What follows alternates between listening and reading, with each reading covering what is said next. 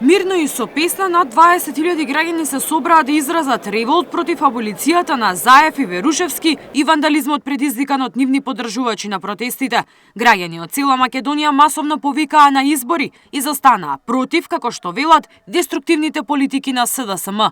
Од центарот на Скопје до седиштето на СДСМ втор ден протестираат мирно со транспаренти "Народот ќе ви суди" и "Одбрана", пеејќи патриотски песни, достоинствено се спротивставија на насилното сценарио за, како што велат, рушење на институциите и газење на народната волја. Целта која вчера и нивниот претседател ја кажа се остварува.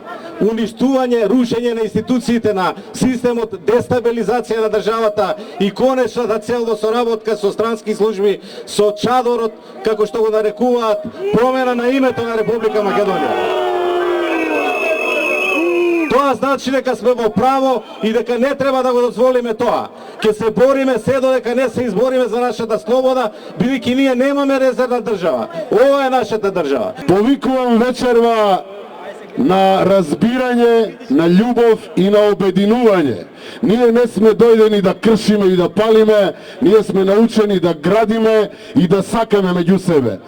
Треба да им биде јасно дека на власт во Република Македонија нити некој успеал, нити ќе успее по пат на сила да дојде.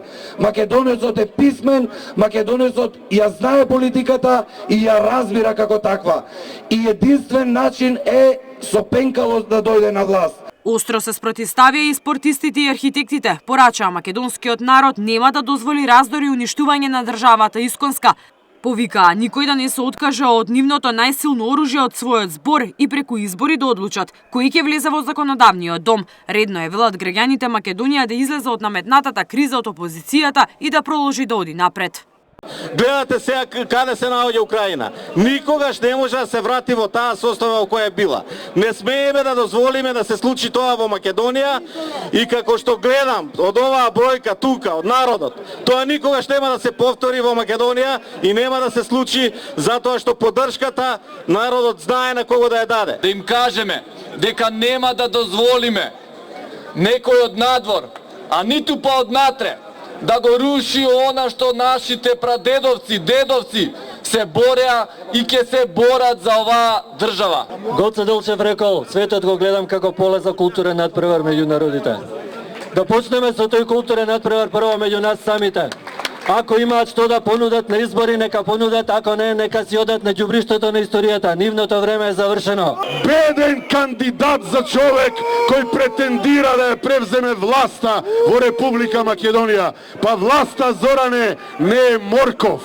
Власта е одговорност која треба да ја поднесеш пред сопствениот народ. Со песни и скандирање масовниот број граѓани се разиде од пред седиштето на Бихачка, каде порача дека оваа криза ќе заврши со избори на 5 јуни, каде народот ќе одлучи за иднината на државата.